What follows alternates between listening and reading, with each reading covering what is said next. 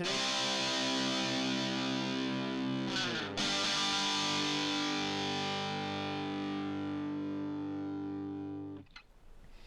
Now going over to the political part of the podcast, you have UAW President Shawn Fain October 6th livestream, but without censorship and with my charming personality. Now this is as we are going on a couple weeks of the strike of the UAW versus the big three. The big three being not a football or sports ball types of situation, but the big three being what used to be the pinnacle of automotive technology. You had General Motors, Ford, and Chrysler. Unfortunately, during 2009, partially because of the UAW, GM and Chrysler went bankrupt. Well, Chrysler so bad they were bought up by a European company known as Fiat, and they're rebranded yet again in 2021 to be a big holding company, now called Stellantis, or perhaps because they're European-based, Stellantis, which I'm just guessing that pronunciation. To me, it just sounds fancier that way. So, and then Ford barely made it by the 2009. They did not go bankrupt. Barely. They took out a loan at very strategic times, so they did not have to go bankrupt. Now, recently, you've had these companies making record profits and reinvesting them into EVs, which is hilariously ironic that the UAW, they use a lot of their money for politics. That's why I put them in the political part of the podcast. They're a huge political force. They help people get elected for pretty much every campaign you could think of. And an overwhelming majority of the time, they are helping Democrats get elected, or more often than not. And the UAW takes dues. They pay the politicians.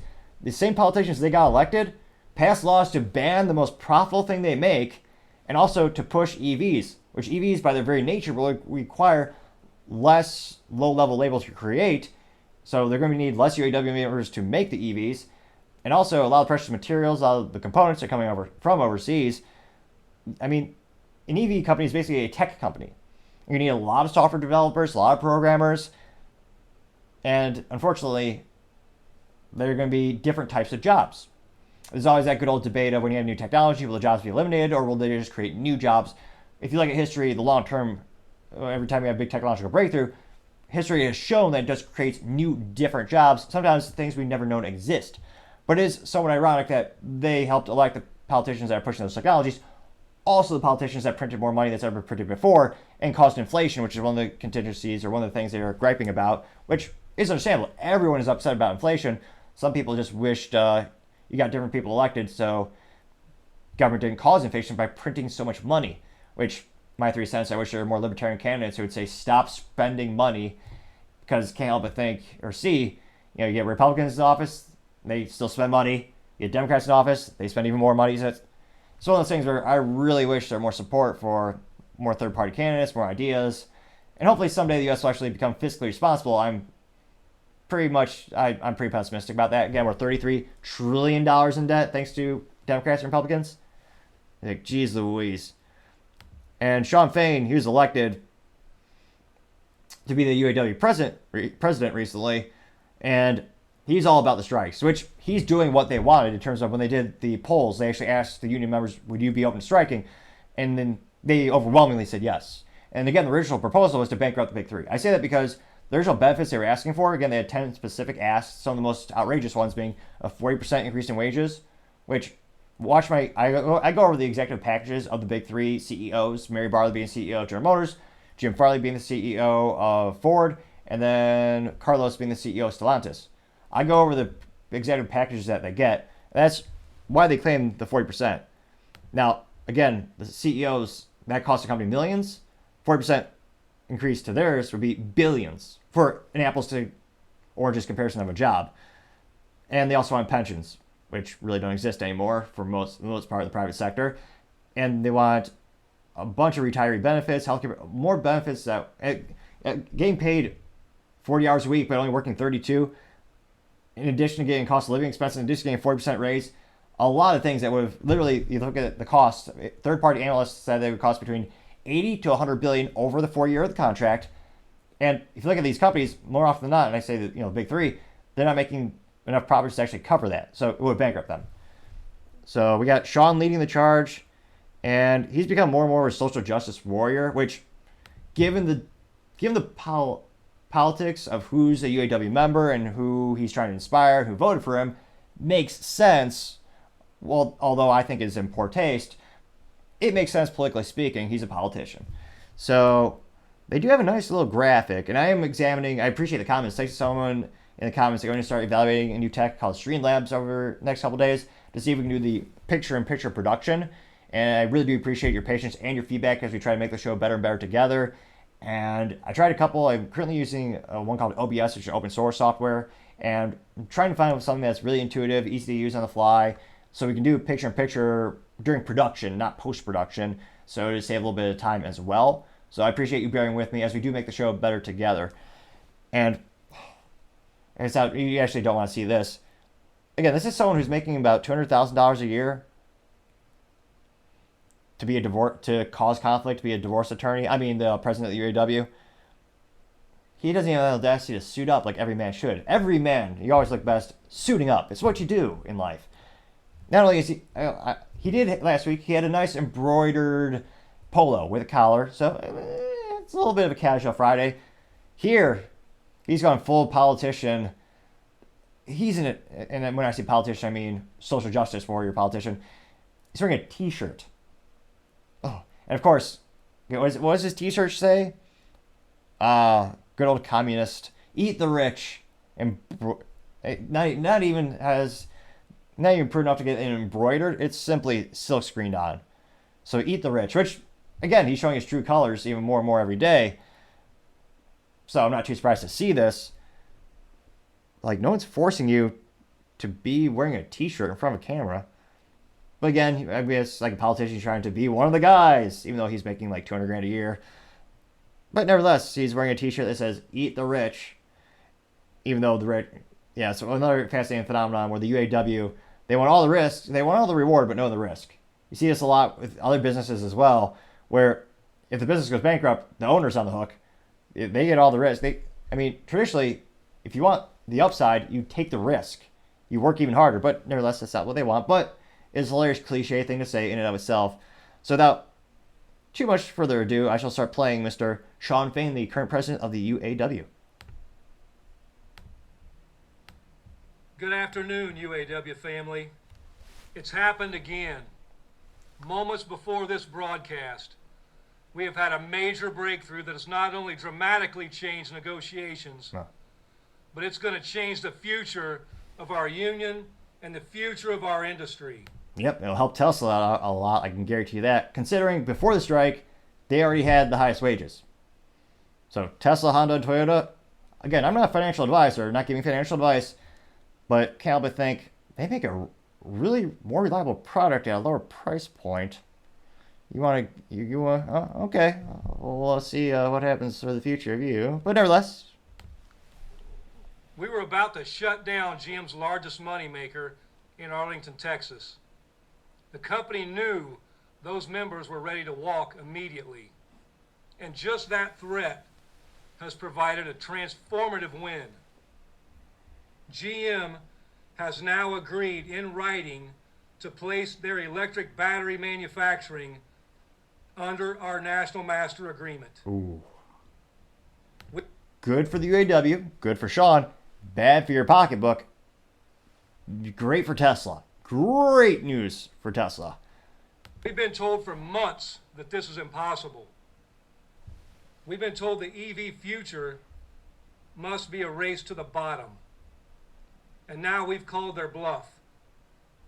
When he says race to the bottom, I'm curious, would you pay more money for a UAW manufactured EV versus a Tesla? Which, you look at any third-party analyst of Tesla, they're ahead by leaps and bounds in technology. Would you be willing to pay more for an inferior product?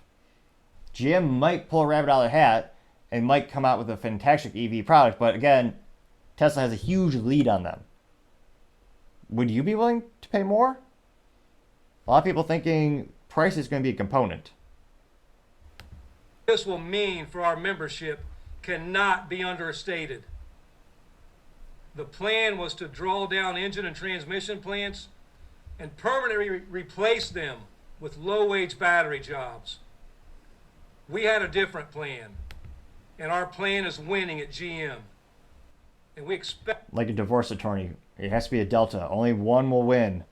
I can't help but think Do divorce attorneys and Shawn Fain watch Highlander with Sean Connery? There can be only one. Probably, maybe, perhaps. Expect it to win at Ford and Stellantis as well. So today, we're going to give you some updates on the state of bargaining. If it wasn't clear already, things move fast. It's hard to give an update that won't be obsolete by the time the update's done. So here's a snapshot. People will think I don't agree with him on anything. That's true. Things are moving so quickly and fluidly, it's hard to keep these videos ultra relevant. By the time I'm done editing it and adjusting the sound volumes, well, shoot, there's going to be another proposal on the table. So, perhaps maybe there's a little common ground there. In a punchline. Here's the snapshot GM has been falling behind. Today, under the threat of a major financial hit, they leapfrogged the pack in terms of a just transition. And here's the punchline. Our strike is working, but we're not there yet. Everything we've done to this point has been with one goal in mind: to win a record contract that reflects the Big Three's record profits. And again, the very first proposal was greater than the profits generated by the Big Three. But nevertheless, historic sacrifices our members have made to generate those profits. We've been very public about our demands and about our expectations and about our priorities. Everybody and their brother knows that we've been fighting for economic justice, for a just transition, for cost of living allowance, for meaningful wage increases. Hilariously ironic, a cost of living adjustment for the economy you contributed to making with your political picks. And when I say picks, not just your endorsements, but where you funnel money with your huge donations as well. Hilariously ironic. For retirement security, to end tears, and to win work-life balance and more. I wish I were here to announce a tentative agreement at one or more of these companies, but I do want to be really clear. We are making significant progress. In just 3 weeks, we have moved these companies further than anyone thought was possible. So let's take a look at where things started and where we are now. Looking at wages, our first wage proposal from the companies was a 9% raise from Ford. Now, with members standing up everywhere, 3 weeks into the strike, our top offer is 23% from the same company. That's insanely good, and yet it's still not enough. When was the last time you got a 23% raise? Again, this is over the course of the 4-year contract. Yeah, exactly. I don't know many industries that could sustain that. That's 2.5 times higher than they started. It's not where we need to be, but it's a hell of a lot further along. Both GM and Stellantis are behind Ford at around 20%, and we think they can catch up and then some. Looking at cost of living allowance, we heard for years that cost of living allowance was a thing of the past and we'd never get it back. Do you have that? I certainly don't think most companies have that. Usually you get a performance raise or not so much. That we couldn't go back to a cost of living adjustment formula that protected against the worst of inflation. That you caused? Oh, okay. Suddenly, 3 weeks into our stand-up strike, we've got 2 of the Big Three automakers committed to returning to our 2007 cost of living formula. Ford and Stellantis have agreed to reinstate cost of living allowance, and GM isn't far behind. And we're going to get them there. Looking at temps, let's talk about the temps who have been abused and exploited by the Big Three for way too long. This part of the workforce used to be a small group, used only to cover for short periods. Now, they're an entire subsection of our union who have very few rights, low pay, and no certainty with their future. In 3 weeks, we've won raises for temps to $20 an hour at GM and Stellantis and $21 an hour at Ford. All 3 have made commitments around converting temps, but there's still a lot of work to be done, both on the wages and the conversions. Still, we're making big strides that will end up changing the lives of thousands of our members. When it comes to wage progression, it's another serious area of progress that we've been working on, and that's looking at the progression it takes to get to full pay. Going into these negotiations, it took 8 years for workers to make it up to top rate. Taking almost a decade to get to the top wage is unacceptable. Since the Great Recession, the length of the progression has reduced the quality of life for tens of thousands of UAW members. We have cut that timeline down to 3 years at Ford, while GM and Stellantis are still behind at 4-year progressions. We need to keep pushing, but it means that all those temps we convert will go from second-class citizen to top rate well within the life of this contract. That's a big deal. Looking at profit sharing, all 3 companies wanted concessions on profit sharing, and we said hell no. Not only did we beat back Ford's concessionary profit sharing formula, we made enhancements. Is there anything they are willing to give up? We have also successfully beat back the concessionary demands being made by GM and Stellantis. Looking at job security, 2 weeks ago, we let Ford off the hook in our strike expansion because they agreed to some core job security proposals, like the right to strike over plant closures, which our union has never had. Last week, at the last minute, Stellantis agreed to the right to honor picket lines and made other important moves on job security. And now, today, because of our power, GM has agreed to lay the foundation for a just transition. Looking at skilled trades, all the big 3 wanted to do was give little or nothing. We're fighting for a $2 an hour tool allowance. Now, thanks to our stand-up strike strategy, Ford has given up a $1.50 tool allowance. Stellantis has given up $1 an hour. But GM is still refusing to budge. Looking at retirement. Which, again, I know if you're part of the UAW, it's fascinating to hear what you have to say with the feedback. I know some people tuning in aren't maybe not be gearheads or big enthusiasts of the automotive community. So for tool allowance, just go to the good old internet here to get a actual definition. Let's see here. Straight from the horse's mouth, so to say. The amount of tool allowance is included all-purpose wage rates related to the tradesperson agreement. The allowance is for tools not customary supplied by the company, but is for the supply, maintenance, and use of tools ordinarily used by the tradesperson in performing their daily work. So, it makes sense. Although, with such big companies, as far as they don't have a group purchase order agreement or GPO with someone like Snap-on, I mean, it's kind of cliche to say, like, if you work at a dealership or a mom-and-pop shop, you have the Snap-on trucks that go around everywhere, and we can debate till the cows come home, so to say, in regard to, is there a value prompt or are they overpriced for what you get?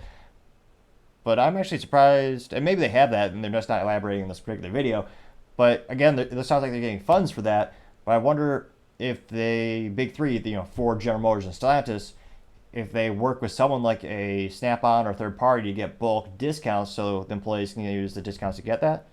Again, if you're from the UAW, fascinating to hear. I've never looked into that nuanced little detail before. And Lord knows it's been decades. Trying to think when was my grandpa over there.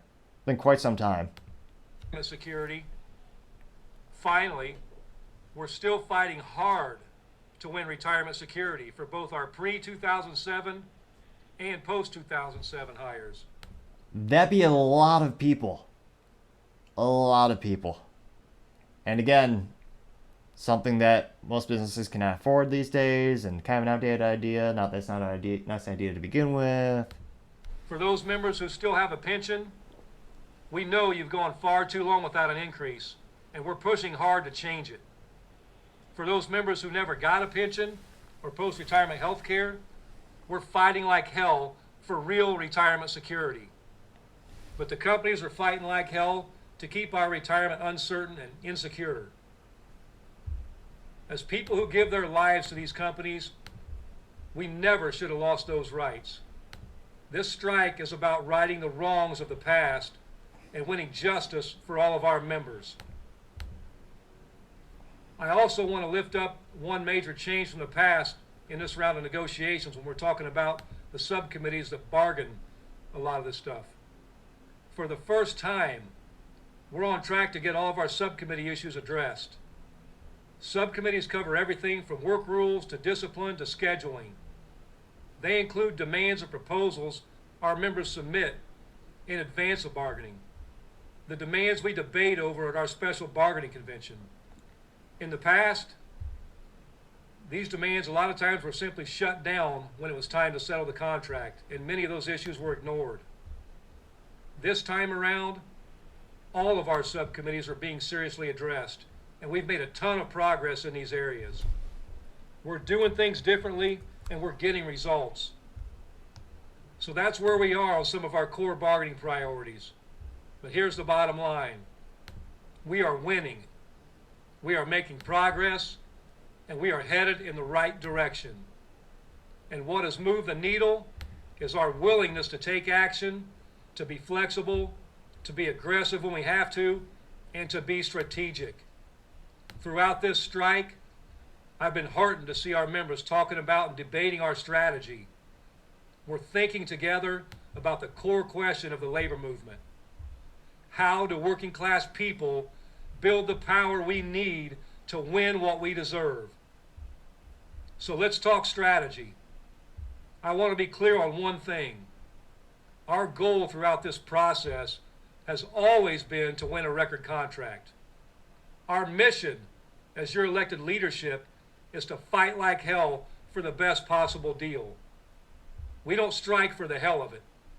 We know what it's like to hold a picket sign at 3 a.m. We know what it's like to be unsure when you'll get a real paycheck. 3 a.m. What? I was gonna say. One would think. I suppose it sends a message, but in terms of like when the news cameras would be there, nevertheless, okay. The CEOs are trying to trivialize our strike, and they're saying it's just theatrics. You know what? Yeah, we're loud, and we're proud about our fight. We want the public to understand our fight and to side with us. Which is why they shut down the comments, always. As poll after poll shows they do. But it's not about the... That's one of the fascinating things I find about this. So I do polls, and I post this on multiple media outlets and media platforms. So usually you got LinkedIn, you got YouTube, you got Facebook, you got Twitter. It is fascinating to see, depending on where you're posting it, you do get more favorable or less favorable optics, or I should say not optics, responses on who's supporting the strike versus who's supporting the UAW versus who's supporting the big three. So it's certainly not everyone on one side of the issue. Kind of like most political things, usually you have 50-50 split on most topics in the United States. And this is fascinating to see. I see a lot more support for the big three on platforms like LinkedIn, whereas on YouTube, usually responses are, I want to say 80 to 90% in favor of the UAW. So it's fascinating to see kind of where the support is and how different it can be depending on where you're looking at the data. And again, it's the same data, just different media outlets. So it's I find something a little fascinating about that. And let me know in the comments, where do you sit in regards to which side are you supporting? Are you just going to go out and buy a Honda that'll last a quarter century or a million miles? Or are you really rooting for the big three? Are you someone who's dependent on the big three stock, and maybe that's your life savings, and you're really hoping their stock will go up, and this is going to have a negative impact on it because, of course, it's going to increase their costs and hurt the profitability?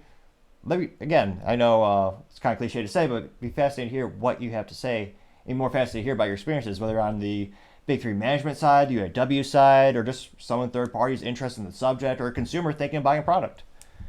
So I know it's cliche to say, but leave your comment below. Theatrics. It's about power. The power we have as working class people. We've shown the big three that we're not afraid to use it. And we have shown the big three that we are ready for a record contract when they are.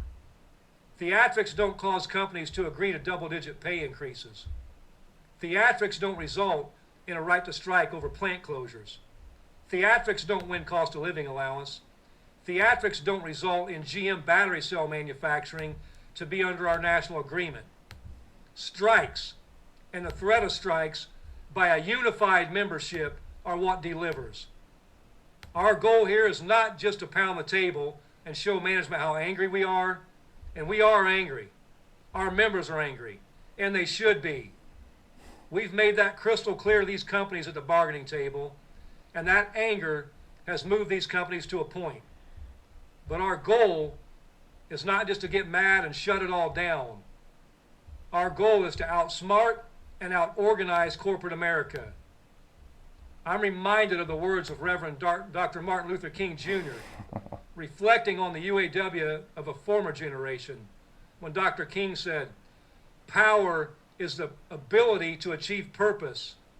Power is the ability to affect change, and we need power."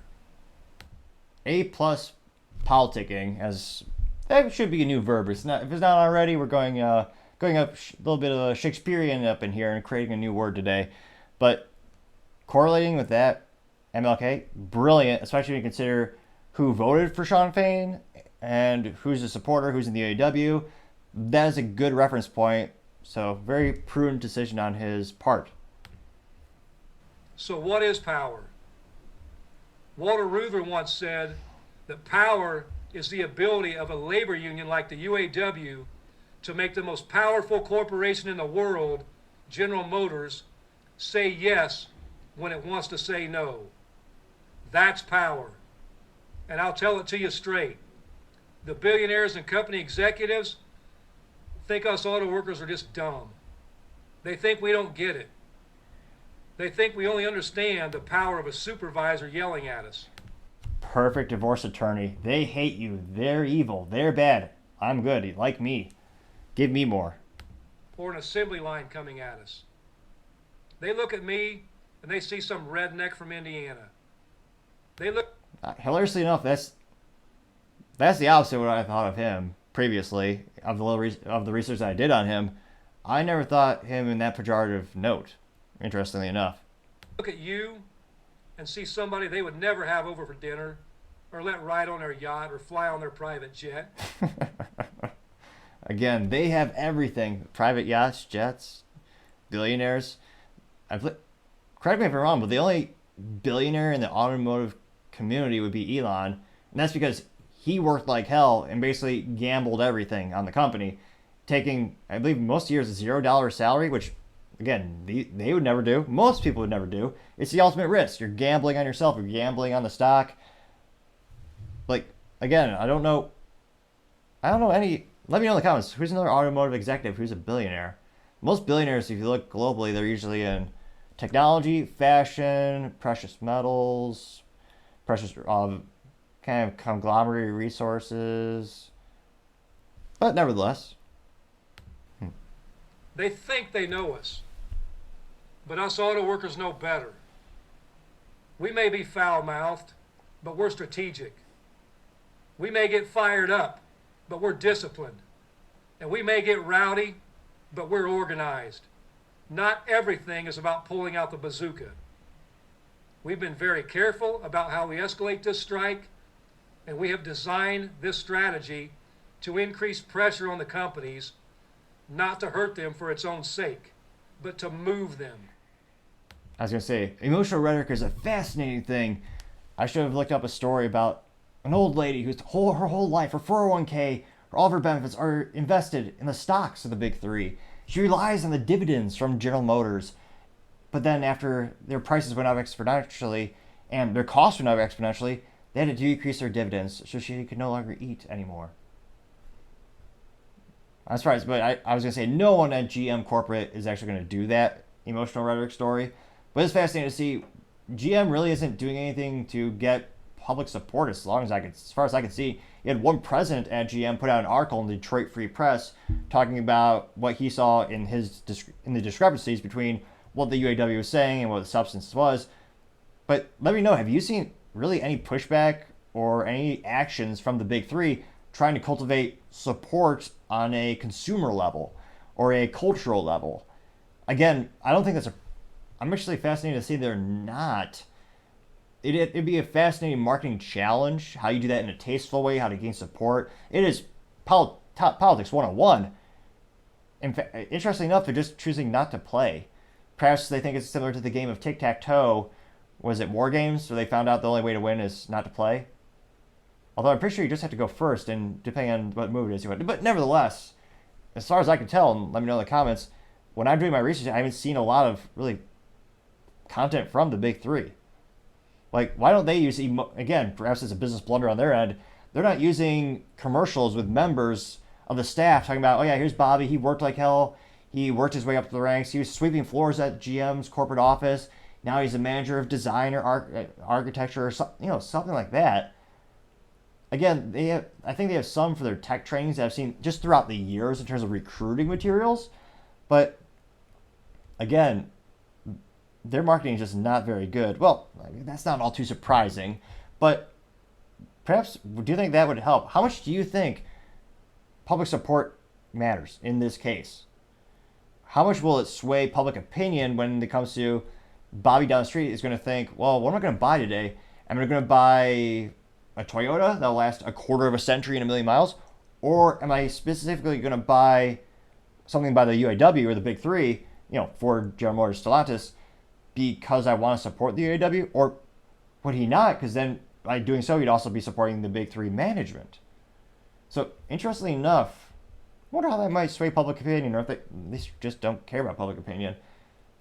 I mean, they're publicly traded, so they're probably more prone to be a little bit more involved. But let me know in the comments. That's a fascinating thing. I haven't seen a lot of traction, or I haven't seen a lot of discussions around.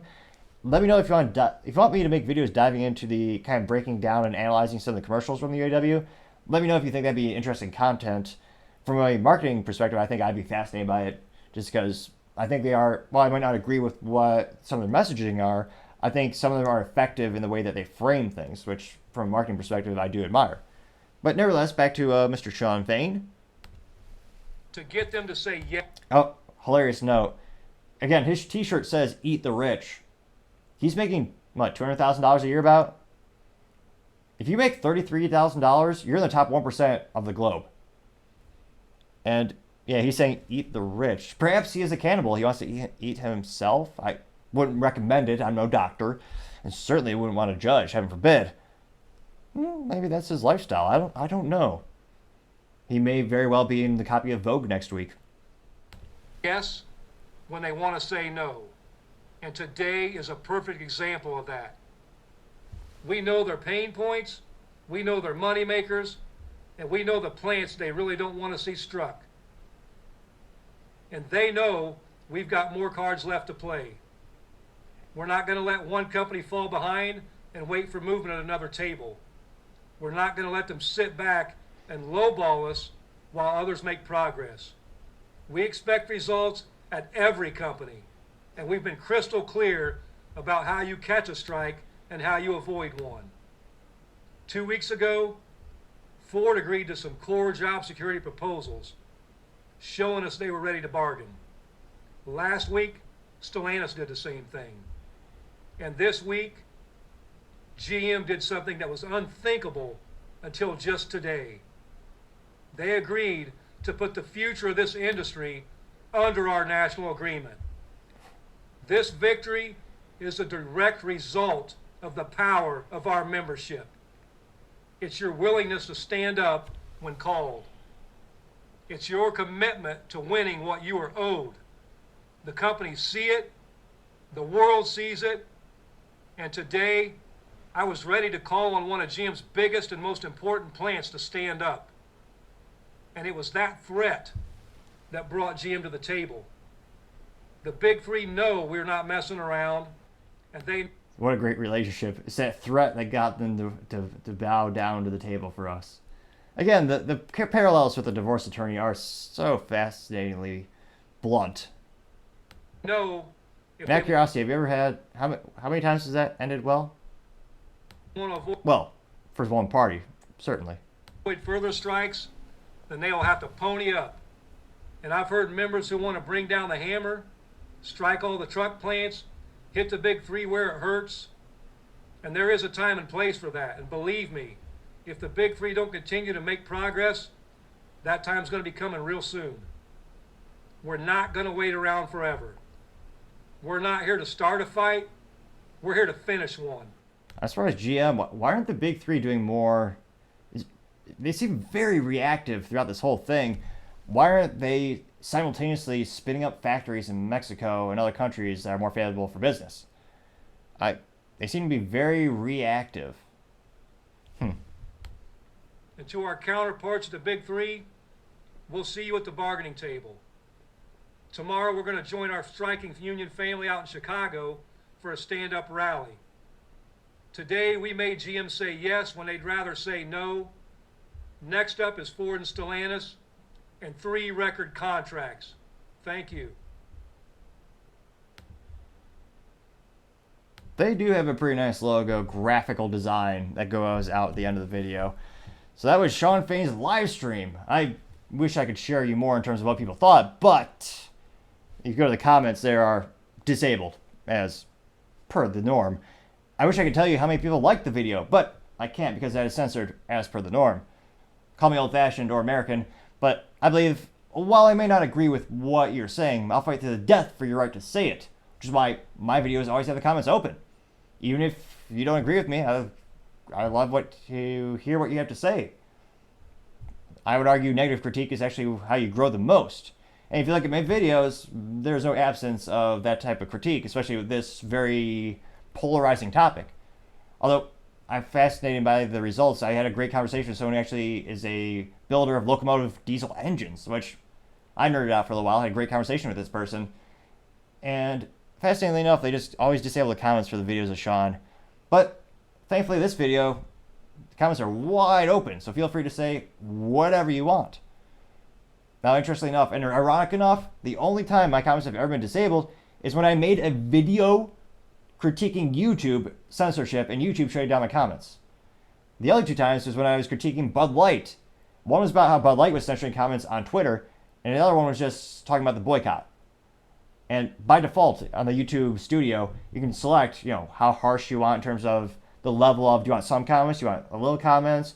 I always say allow all comments, because I'm just an old soul. I believe that everyone deserves free speech. But that's just my 3 cents. It used to be 2 cents, but should be 4 cents just because hyperinflation, ironically, somewhat caused by them. But I'm a generous man, so just 3 cents today. Though it's still free to click that subscribe button. Let me know what you have to say. Be fascinated here if you're like an executive from the big three, or if you're someone at the UAW at the front line. What do you think Shawn is doing right? What things do you think they should negotiate on? And what are some non-negotiable things where you'll walk away completely if you do not get it, those specific things? Be fascinated to hear what you have to say. Thank you everyone again for taking the time to tune in today. I know it's ambitious. We're trying to get to 4,000 subscribers by the end of October. So if you can click that button, I would greatly appreciate it. Also, your feedback in the comments are greatly appreciated, even if it's a harsh critique. That's how I always say you grow the best. Also, a like helps the channel out and it gets the video shared more, possibly, maybe. I'm not sure. It looks like the algorithm kind of is a little haphazard, so to say. But nevertheless, all those 3 things help the channel out, and I greatly appreciate it. Also, and lastly, don't forget to take the time to tell your family, tell your friends, tell your coworkers, heck, tell your enemies, tell anyone and everyone. Just stay safe and fight the good fight.